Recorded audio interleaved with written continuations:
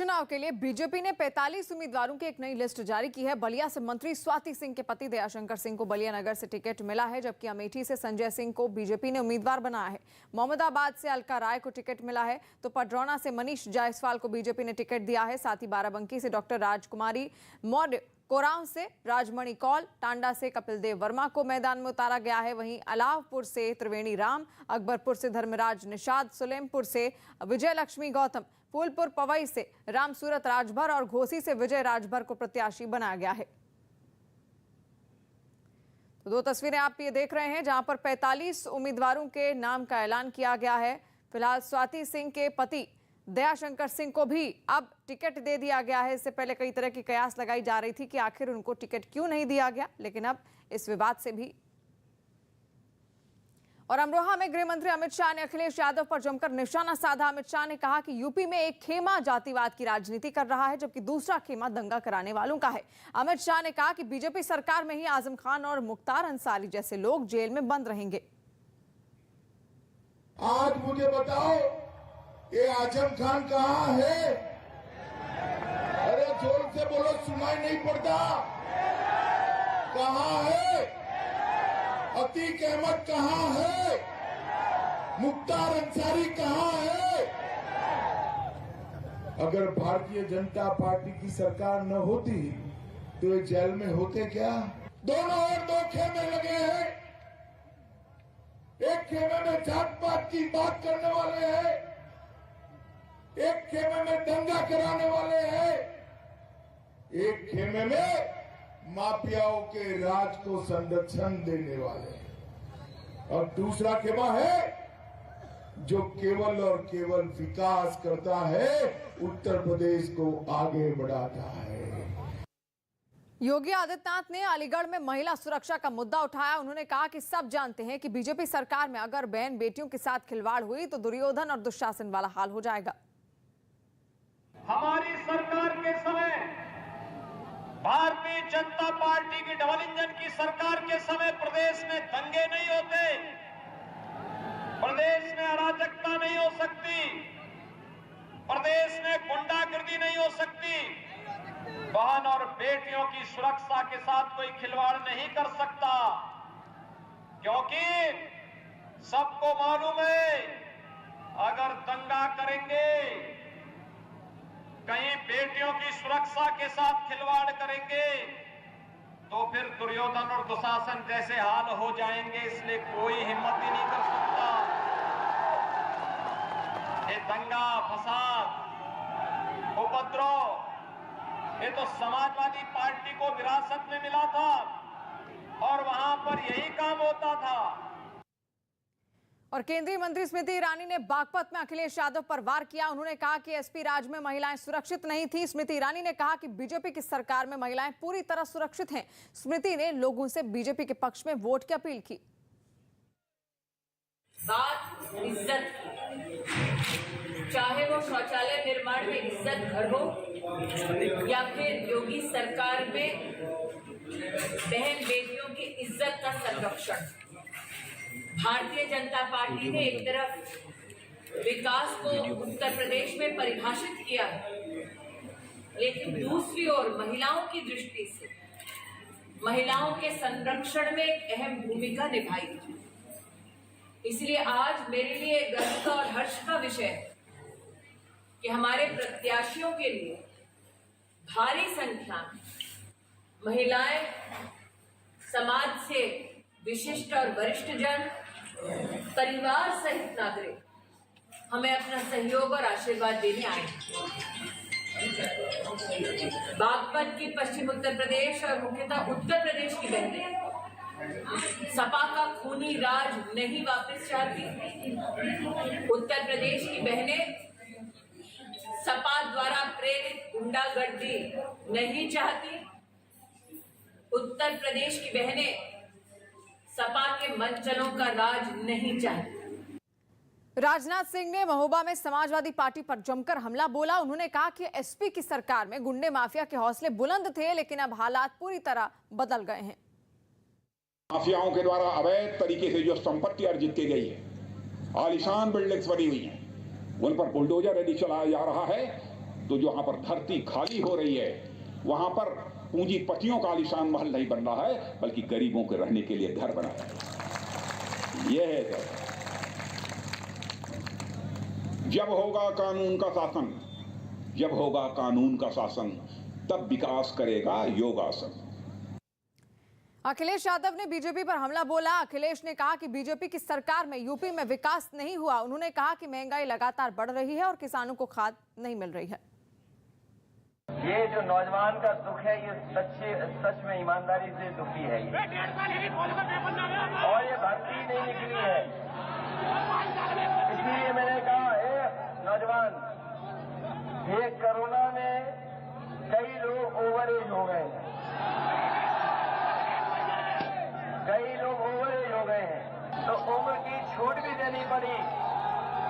तो जो गर्मी निकाल रहे हैं उन्होंने फौज में नौकरी नहीं निकाली, पुलिस में नौकरी नहीं निकाली, इसलिए फौज में हम विशेष निवेदन करेंगे, क्योंकि हम विशेष निवेदन करेंगे फौज से, हम विशेष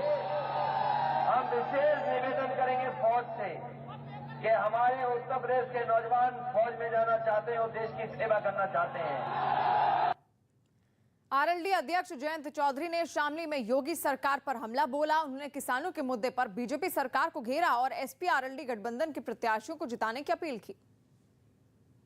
पहले वो कह रहे थे 80-20 और यहाँ आके और घटा दिया आपको, सब 90-10 है। ये मोबाइल वालों को सामने खड़ा है, मोबाइल वाले 10% आपके को घटा रहे और कोई नहीं है।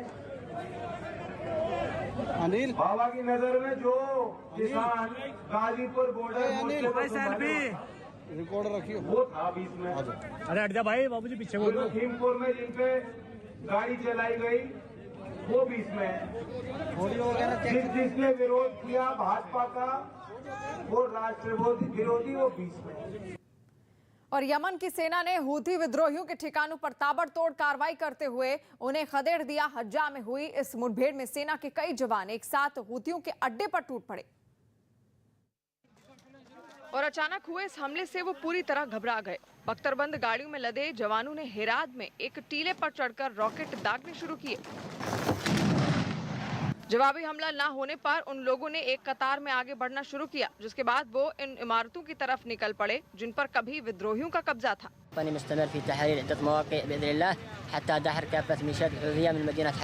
कुछ ही देर में उन लोगों ने उस पूरे इलाके पर काबू कर लिया। हालांकि उसके बाद भी वहां जाने वाले रास्तों पर सेना की कई गाड़ियां दिखाई दी, जिनमें जवान पूरी मुस्तैदी के साथ डटे नजर आए।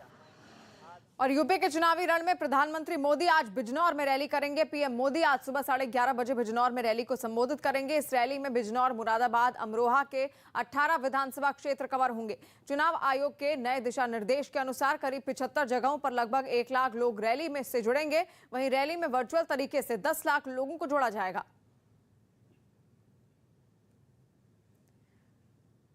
और प्रधानमंत्री मोदी उत्तराखंड चुनाव में आज वर्चुअल रैली से प्रचार करेंगे। पीएम मोदी आज दोपहर 2:30 बजे हरिद्वार और देहरादून के लिए वर्चुअल रैली को संबोधित करेंगे। 56 जगहों पर करीब 50,000 लोग पीएम मोदी की रैली में शामिल होंगे। वहीं वर्चुअल तरीके से करीब 7.5 लाख लोग इस रैली से जुड़ेंगे। और बिहार के भागलपुर से एक हैरान करने वाली तस्वीर सामने आई। वहां पर शराब पीने के आरोप में पकड़े गए एक कैदी ने पुलिस के सामने ही खैनी खाना शुरू कर दिया, जिसका वीडियो सोशल मीडिया पर वायरल हो गया। पुलिस की गिरफ्त में हथकड़ी पहने इस कैदी ने अपने थैले से खैनी निकाली और उसके सामने ही उसे खाने लगा। सिर्फ इतना ही नहीं, उसने जेल से निकलते ही शराब पीने का दावा भी किया। पीले जब जेल काटेंगे तो उससे बढ़िया है कि पिए के जेल काटेंगे। बताया गया कि पुलिस ने उसे शराब पीने के आरोप में ही गिरफ्तार किया था, जिसे वो अपने खिलाफ साजिश बताकर खुद के बेकसूर होने की बात कहता दिखा। यूपी चुनाव में योगी आदित्यनाथ आज प्रचार के लिए ताबड़तोड़ रैलियां करेंगे। योगी आदित्यनाथ बिजनौर, बुढ़ाना, खतौली और मेरठ में प्रचार की कमान संभालेंगे। योगी बिजनौर में सुबह 11 बजे जनसभा को संबोधित करेंगे, जबकि दोपहर 1 बजे योगी की मुजफ्फरनगर की बुढ़ाना विधानसभा में एक जनसभा होनी है। दोपहर 2 बजे योगी आदित्यनाथ मुजफ्फरनगर की खतौली विधानसभा में, जबकि दोपहर 3 बजे मेरठ में भी एक रैली को संबोधित करेंगे। और राजस्थान में प्रदेश बीजेपी अध्यक्ष सतीश पूनिया के विवादास्पद बयान पर बवाल मच गया। कोटा से जयपुर जाते समय नेशनल हाईवे पर कांग्रेस कार्यकर्ताओं ने पूनिया के खिलाफ नारेबाजी की और काले झंडे दिखाए। बीजेपी ने आरोप लगाया कि बूंदी में सतीश पूनिया की कार पर कांग्रेस कार्यकर्ताओं ने हमला किया। बीजेपी ने पथराव का भी आरोप लगाया। कोटा में आईजी दफ्तर के बाहर बीजेपी कार्यकर्ताओं ने विरोध प्रदर्शन किया, जिसके बाद पुलिस ने 2 कांग्रेस कार्यकर्ताओं के खिलाफ केस दर्ज किया है। बीजेपी कार्यकर्ताओं ने पूनिया के समर्थन में उनके जयपुर आवास पर नारेबाजी की। पूनिया ने कोटा में बीजेपी और कांग्रेस की तुलना करते हुए विवादास्पद बयान दिया था, जिसके बाद सियासी घमासान बढ़ गया। बीजेपी ने इस मामले में मुख्यमंत्री अशोक गहलोत से हस्तक्षेप की अपील करते हुए पूनिया को सुरक्षा मुहैया करवाने की मांग की है। सियासी घमासान के बीच मुख्यमंत्री अशोक गहलोत ने कांग्रेस विधायक दल की रविवार रात होने वाली बैठक स्थगित कर दी और पार्टी के प्रदेश अध्यक्ष गोविंद सिंह डोटासरा से को बुलाकर इस घटना की जानकारी ली। और राजस्थान में विपक्ष के नेता गुलाब चंद्र कटारिया ने मामले को सड़क से सदन तक उठाने की बात कही है। भारतीय जनता पार्टी के प्रदेश अध्यक्ष डॉक्टर सतीश पूनिया जी पर जो बूंदी जिले में हमला हुआ है उसकी घोर निंदा करता हूं और मुख्यमंत्री से आग्रह करता हूं कि हर व्यक्ति को अपना विरोध दर्ज कराने का अधिकार है, पर मैं सोचता हूं कि कानून को अपने हाथ में लेकर के इस प्रकार का हमला करना किसी भी दृष्टि से न्यायोचित नहीं है। भारतीय जनता पार्टी के प्रदेश अध्यक्ष डॉक्टर सतीश पूनिया जी अपने कोटा प्रवास के दौरान जब वापस जयपुर लौट रहे थे तो तालेड़ा के पास के अंदर कांग्रेस कार्यकर्ता जो 250-300 संख्या के अंदर थे, उनके द्वारा उनकी गाड़ी को रोके जाना और उस गाड़ी के ऊपर पथराव करना, अभद्र भाषा का प्रयोग करना और शांति धारीवाल जिंदाबाद के नारे लगाना, इस घटना की भारतीय जनता पार्टी निंदा करती है और लोकतंत्र में इस तरीके के करती है कि कोई स्थान नहीं है। लेकिन आज प्रदेश के हालात जो बने हुए, कानून व्यवस्था के अंदर, ये राजस्थान के अंदर एक जंगल राज की स्थापना हो चुकी है, कानून का राज है ही नहीं। और इस घटना के उपरांत राजस्थान की सरकार को तत्काल कार्रवाई करते हुए दोषी व्यक्तियों के खिलाफ कार्रवाई भी करनी चाहिए। यूरोप के देश एस्टोनिया में रूस की सीमा से महज 100 किलोमीटर दूर नाटो के सदस्य देशों की सेनाओं ने सैन्य अभ्यास किया, जिसमें तकरीबन 1300 सैनिक जंग की आशंका के बीच तापा में बर्फ से पटे जंगल में हथियारों के साथ उतरे और घुटनों तक बर्फ से गुजरते हुए वो लोग जंगल के बीचों बीच पहुंचे। इसके बाद एक पेड़ के नीचे से जवान ने फायरिंग शुरू की। बताया गया कि इस सैन्य अभ्यास में ब्रिटेन, फ्रांस और एस्टोनिया की सेनाओं ने हिस्सा लिया। उन्होंने बर्फबारी के बीच अपने सैनिकों के साथ टैंक, तोप और तकनीकी तैयारियों को भी परखा। Cold sets in, life does begin to get a lot more difficult. इस दौरान उन्हें खून जमा देने वाली सर्दी के बीच रहने और खाने पीने की भी तैयारी कराई गई, ताकि जरूरत पड़ने पर उन्हें इसका फायदा मिल सके। और बीजेपी के स्टार प्रचारक और मध्य प्रदेश के मुख्यमंत्री शिवराज सिंह चौहान ने उत्तराखंड में रुद्रपुर के बाजपुर में पार्टी प्रत्याशी राजेश कुमार के समर्थन में जनसभा की। इस दौरान शिवराज सिंह ने कांग्रेस पर जोरदार प्रहार किया। उन्होंने कांग्रेस के नारे 4 धाम 4 काम के नारे पर तंज कसा और उसकी तुलना परिवारवाद से की। उन्होंने कहा कि कांग्रेस के 4 धाम राहुल, सोनिया, प्रियंका गांधी और रॉबर्ट वाड्रा हैं। शिवराज ने कांग्रेस पर लोगों की आवाज दबाने का भी आरोप लगाया।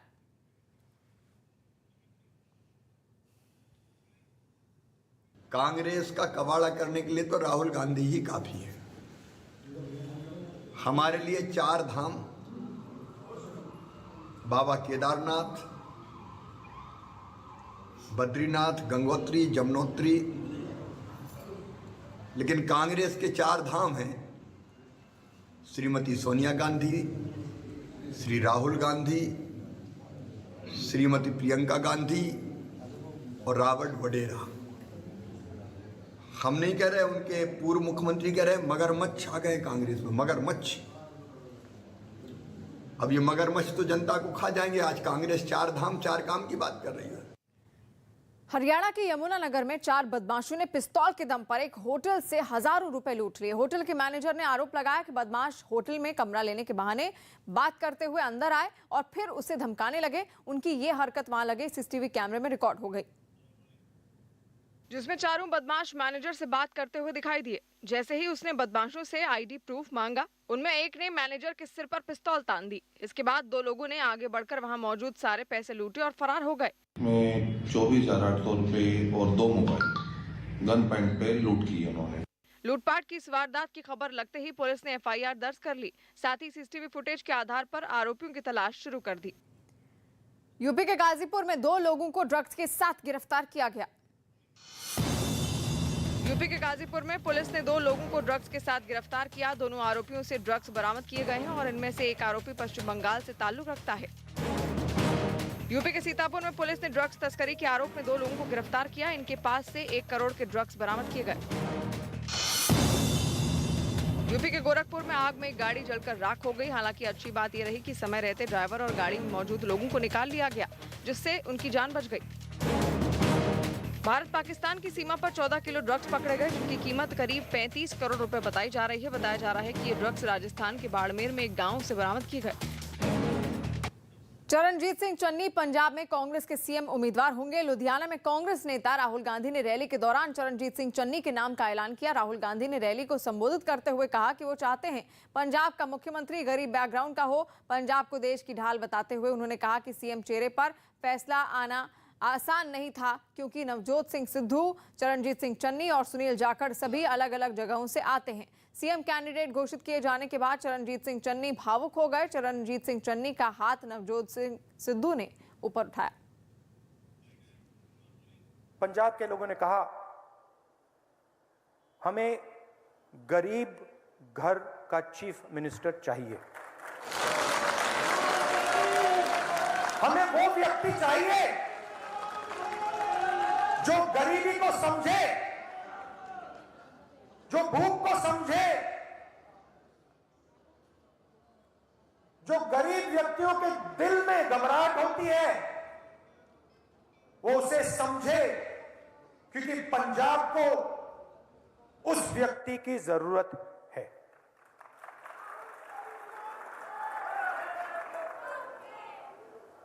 मुश्किल डिसीजन था, आपने आसान बना दिया। पंजाब के chief ministerial candidate Charanjit Singh Channi ji. Punjab में कांग्रेस का सीएम चेहरा बनाए जाने के बाद चरणजीत सिंह चन्नी ने 2/3 बहुमत से दोबारा सरकार बनाने का दावा किया। क्या लग रहा है आपको इस फैसले के बाद? आप क्या महसूस कर रहे हैं, कैसे रिएक्ट कर रहे हैं? सब लोग इकट्ठे होकर पंजाब को आगे लेकर जाएंगे। सर ये आपके लिए बड़ी जिम्मेदारी है, अब किसका निर्वहन कर, क्योंकि अब आपको तो नेता चुन दिया गया। मैं फिर कह रहा कि ਇਹ ਮੇਰੇ ਇਕੱਲੇ ਦੀ ਬਸ ਦੀ ਗੱਲ नहीं है, ਅਸੀਂ ਸਾਰੇ ਜਾਣੇ ਰਲ ਕੇ पंजाब ਨੂੰ ਅੱਗੇ ਲੈ ਕੇ ਜਾਵਾਂਗੇ। अब आपको लगता है सरकार बन जाएगी? जी सरकार बन जाएगी आपकी चन्नी साहब, अब लग रहा है ਪੰਜਾਬ ਦੇ ਵਿੱਚ ਕਾਂਗਰਸ ਪਾਰਟੀ ਦੀ 2/3 ਮੈਜੋਰਟੀ ਦੇ ਨਾਲ ਸਰਕਾਰ ਬਣੇਗੀ ਤੇ ਪੰਜਾਬ ਦੇ ਲੋਕ ਇਹ ਸਰਕਾਰ ਨੂੰ ਲੈ ਕੇ ਆਉਣਗੇ। सिद्धू को मना लिया चन्नी साहब, आप गले मिले सिद्धू से? ਲੋਕਾਂ ਦੀ ਸਰਕਾਰ ਹੋਏਗੀ, ਲੋਕਾਂ ਦੇ ਫਾਇਦੇ ਵਾਸਤੇ ਹੋਏਗੀ। सिद्धू जी मान गए? कोई चुनौती नहीं है। सिद्धू जी मान गए चन्नी साहब एकदम? ਗੱਡੀ ਕਿੱਥੇ ਹੈ? ਤੁਹਾਡੇ ਸਾਹਮਣੇ ਮੰਨੇ ਹੋਏ ਸੀ, और कब कैसे मानना है। धन्यवाद भैया। नहीं, आप गले भी मिले उनसे, क्या बात हुई? हाँ बहुत अच्छा है। वहीं नवजोत सिंह सिद्धू ने कहा कि पार्टी जिसे भी सीएम बनाएगी वो हर वक्त मजबूती के साथ उनके साथ खड़े होंगे और पंजाब से माफिया को खत्म कर लोगों की जिंदगी को बेहतर बनाने की कोशिश करेंगे। सिद्धू साहब खुश है? सिद्धू साहब फैसला स्वीकार है? सिद्धू साहब फैसला स्वीकार है? फैसला स्वीकार है? इससे एक बात बड़ी क्लियर है, जो भाई कहता है वो सबको मान्य है। हाँ बस। अब आपको लग रहा है पार्टी जीतेगी चुनाव? आगे चल गुरु, आगे चल। अब पार्टी चुनाव जीतेगी? हो गया बस।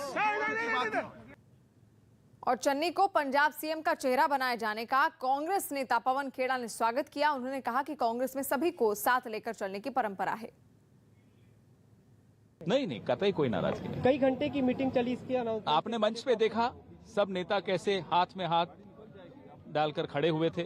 वो अपने आप में एक मैसेज, एक संदेश कांग्रेस पार्टी ने, हमारे हर नेता ने पंजाब की जनता को। लेकिन इस अनाउंसमेंट से पहले कई घंटे की मीटिंग चली, तो चर्चा होनी आवश्यक होती है। सबको साथ में लेकर चलने की एक कांग्रेस की पुरानी संस्कृति है।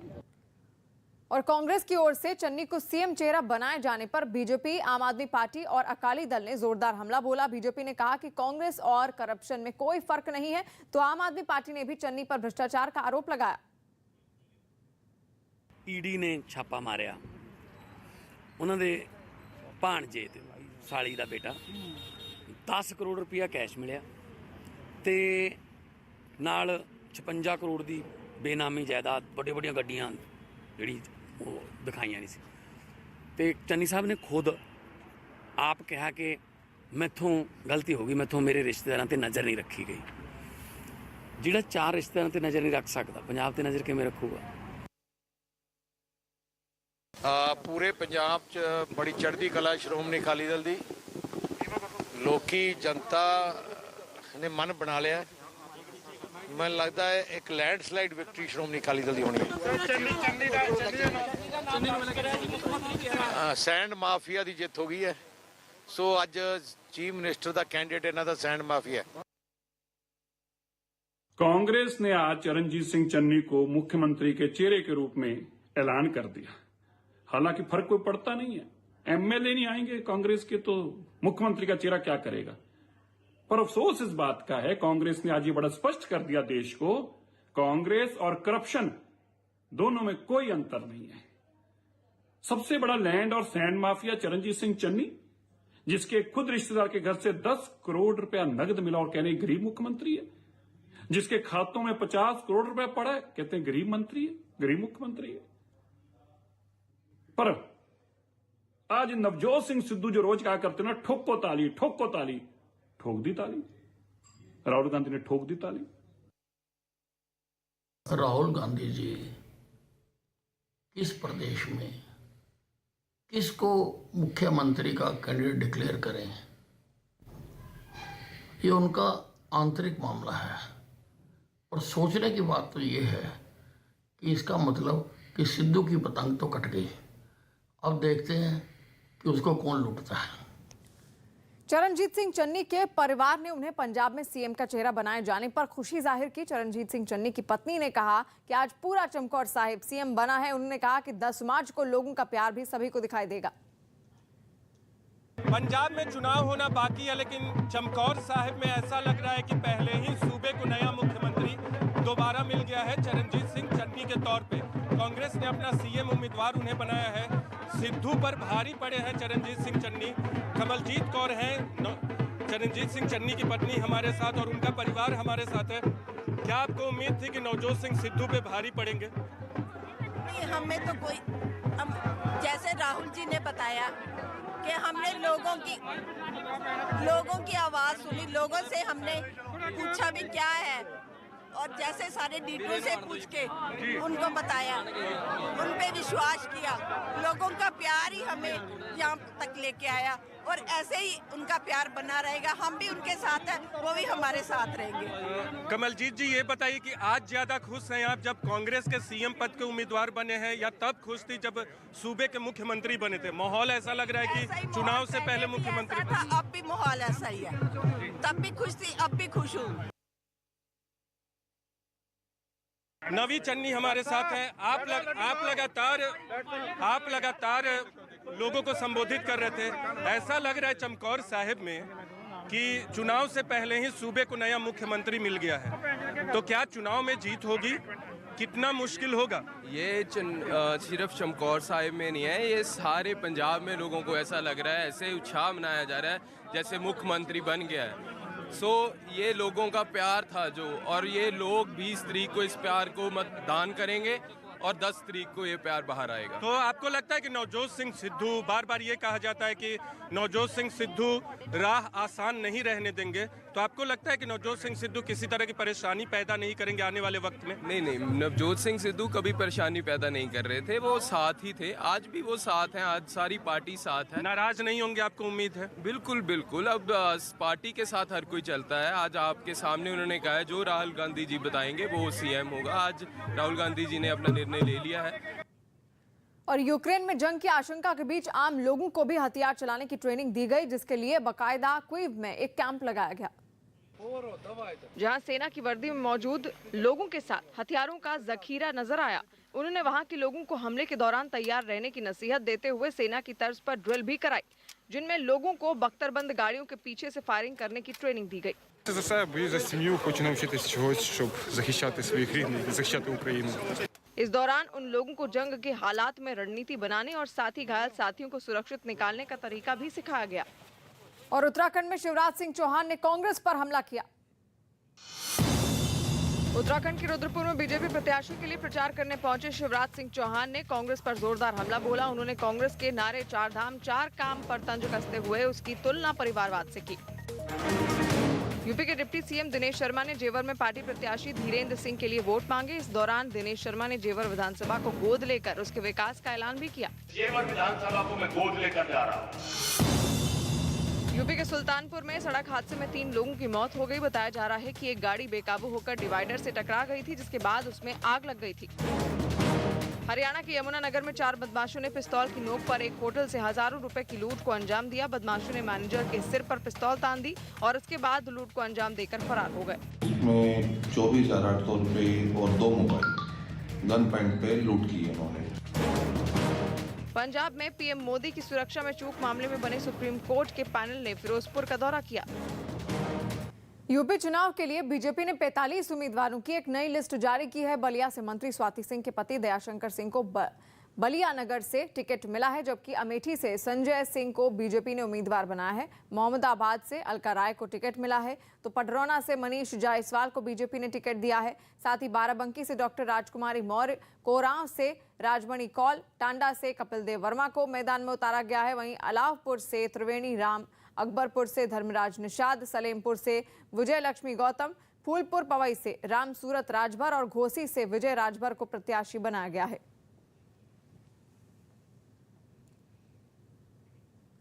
और अमरोहा में गृह मंत्री अमित शाह ने अखिलेश यादव पर जमकर निशाना साधा। अमित शाह ने कहा कि यूपी में एक खेमा जातिवाद की राजनीति कर रहा है, जबकि दूसरा खेमा दंगा कराने वालों का है। अमित शाह ने कहा कि बीजेपी सरकार में ही आजम खान और मुख्तार अंसारी जैसे लोग जेल में बंद हैं। आज मुझे बताओ, ये आजम खान कहाँ है? अरे जोर से बोलो, सुनाई नहीं पड़ता। कहाँ है? अतीक अहमद कहाँ है? मुख्तार अंसारी कहाँ है? अगर भारतीय जनता पार्टी की सरकार न होती तो ये जेल में होते क्या? दोनों और 2 खेमे लगे हैं। एक खेमे में जात पात की बात करने वाले हैं, एक खेमे में दंगा कराने वाले हैं, एक खेमे में माफियाओं के राज को संरक्षण देने वाले, और दूसरा खेमा है जो केवल और केवल विकास करता है, उत्तर प्रदेश को आगे बढ़ाता है। योगी आदित्यनाथ ने अलीगढ़ में महिला सुरक्षा का मुद्दा उठाया। उन्होंने कहा कि सब जानते हैं कि बीजेपी सरकार में अगर बहन बेटियों के साथ खिलवाड़ हुआ तो दुर्योधन और दुशासन वाला हाल हो जाएगा।